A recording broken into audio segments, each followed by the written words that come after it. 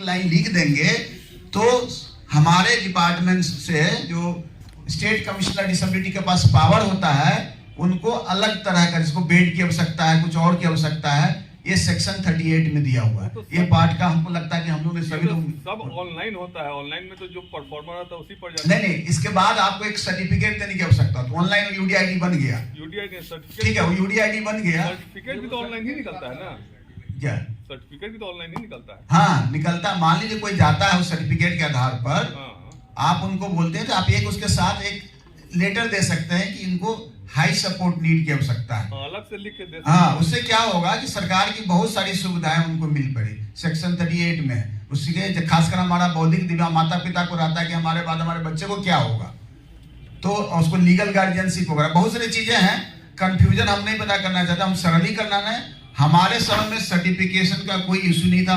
अगर अभी सर्टिफिकेशन का इशू आया है तो क्यों आया है? क्योंकि उस समय सभी डॉक्टर्स को हम लोग जिस जिले में जाते थे, सभी डॉक्टर के साथ एक दिन ट्रेनिंग प्रोग्राम रखते थे और सभी को हम कॉपी दिया करते थे। हर एक सिविल सर्जन में मैंने किताब दिया हुआ, जितने भी जिला में, मैं सभी जिला विजिट किया था, सारे डॉक्यूमेंट्स दिए हैं। अब बदल जाते हैं तो हो सकता है किसी कारणवश जो है वो नहीं रह पाते होंगे, फिर बदलते रहते हैं। ऑफलाइन था, ऑनलाइन हो गया था, इसलिए डिफिकल्ट। हाँ जी जी। और कोई क्वेश्चन है तो हम आंसर हम लोग दे सकते हैं, हम लोग हैं यहाँ पैनल। आपके मन में जो भी सवाल आते हैं ये सब आपको सॉफ्ट कॉपी मिल जाएंगे। सर अगर ब्लॉक लेवल पर कराया जा रहा है, सर ये जो 0 से 18 वाली जो ब्लॉक लेवल पर कराया जा रहा है, तो क्या वहाँ पे बुनियाद केंद्र से जो जैसे ENT सर्जन है हमारे लिए सर क्या सर के लिए क्वेश्चन नहीं क्या बताइए, मैं सुना नहीं, सॉरी। जैसे ब्लॉक लेवल पर हम लोग कैंप लगा रहे हैं जी, जैसे हम ENT सर्जन है, तो क्या वहाँ पे ऑडियोलॉजिस्ट रहेंगे? हाँ ऑडियोलॉजिस्ट रहेंगे। कहाँ से आएंगे वो? अगर जिले में ऑडियोलॉजिस्ट नहीं उपलब्ध तो जिले में रहते हैं, जैसे मैं डिस्ट्रिक्ट लेवल पे हूँ, डिस्ट्रिक्ट लेवल नहीं तो बुनियाद के लेवल में हम लोग भेजते हैं हाँ ऑडियोमेट्री कराने के लिए। हाँ। तो ब्लॉक लेवल पे जो कैंप हो रही है वहाँ जो हियरिंग इम्प्लीमेंट जो बच्चे आएंगे, हाँ। तो मैं उनका ऑडियोमेट्री कहाँ कराऊंगा? या अगर बुनियाद केंद्र के में है ऑडियोलॉजिस्ट तो बुनियाद केंद्र के ऑडियोलॉजिस्ट वहाँ रहेंगे।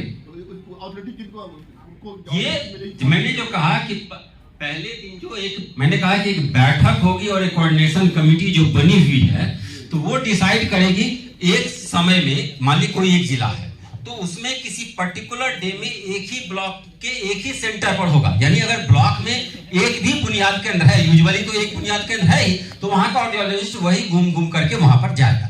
और मान लिया किसी सिस्टम में बुनियाद केंद्र में भी ना हो, जरूरी नहीं कि बुनियाद केंद्र में हो ही, पोस्ट होना और पर्सन अवेलेबल होना दोनों में गैप है, तो वहां पर सर्व शिक्षा अभियान के तहत भी ऑडियोलॉजिस्ट हैं, हम वहां पर उपलब्ध कराएंगे।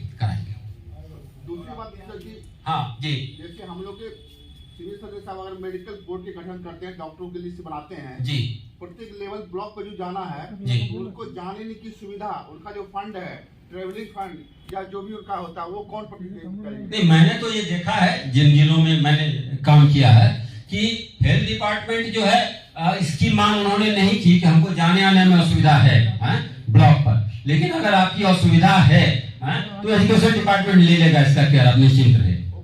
हाँ, और तीसरी बात, क्योंकि आप सीएमओ हैं, मैं आपको बताना चाहूंगा कि जो 2019 का जो आपका नोटिफिकेशन है उसमें सीएमओ को ऑथराइज किया गया है कि आप प्राइवेट सेक्टर के डॉक्टर को बशर्ते कि आप ये सर्टिफाइड है कि वो रिक्विजिट क्वालिफिकेशन एक्सपीरियंस को होल्ड कर रहे हैं, तो आप उसको अपने बोर्ड में रख सकते हैं।